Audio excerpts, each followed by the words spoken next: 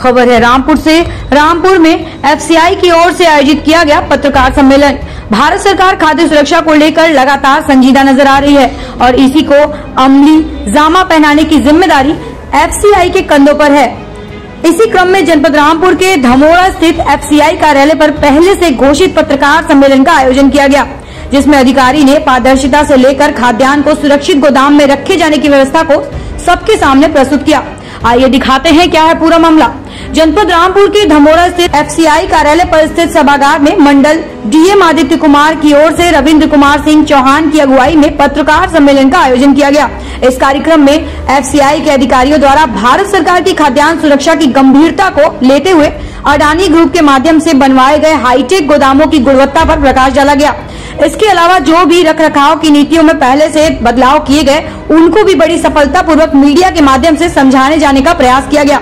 इसी अवसर पर पत्रकारों के साथ एफसीआई के अधिकारी एवं कर्मी मौजूद रहे। रामपुर से जफर अली की रिपोर्ट। आप किस पोस्ट पर? मैं मंडल प्रबंधक मुरादाबाद।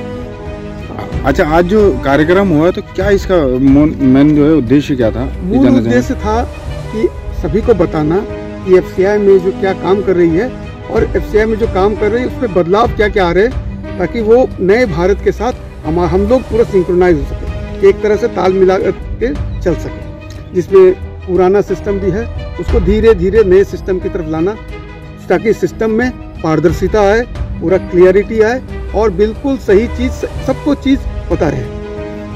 उसके लिए नए नए सिस्टम है, जैसे हमारा डिपो ऑनलाइन सिस्टम है। जैसे गाड़ी आती है, गाड़ी कहाँ पर जाके उतरती है, ये सारा चीज़ बिल्कुल डिजिटल हो जाता है, सबको पता चलता है, डेट टाइम सब पता हो जाता है। गाड़ी कितने बजे आई, कितने बजे उतर गई, ये हो गया डिपो ऑनलाइन सिस्टम।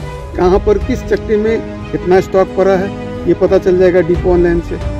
फिर जो चावल खरीदेंगे उसमें MIMT test, mix indicator method test जो होता है वो करेंगे, उससे पता चलेगा जो पुराना चावल तो नहीं ले आया, कहीं से उठाकर, किसी दुकान से उठाकर तो नहीं ले आया।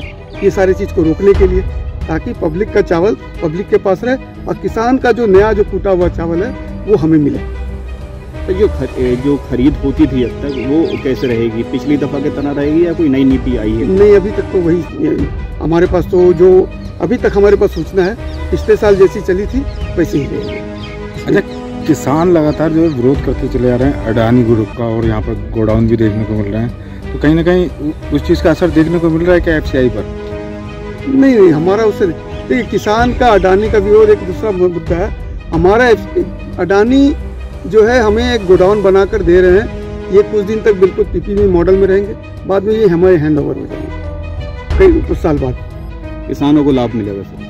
किसानों का लाभ मिलेगा, क्योंकि स्टोरेज स्पेस बढ़ेगी, तुरंत हमें स्टॉक आएगा। और यहाँ पर अगर गेहूँ की खरीद के लिए अगर गेहूँ आती तो किसानों का अधिक से अधिक खरीद होता, इसी गोदाम में खरीद हो जाता।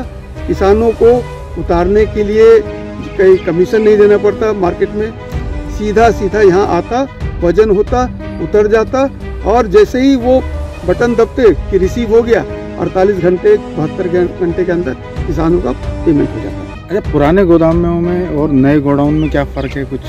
देखिए, नया गोदाम इसको साइलो बोलते हैं। पुराने गोदाम का मतलब है कि जो कन्वेंशनल गोदाम जो है उसमें हम लोग मान लीजिए गेहूं को तो बहुत संभाल कर रखेंगे तो 3 साल तक आराम से रख सकते हैं। इसमें हम आराम से 7 साल तक रख सकते हैं नए गोदाम में।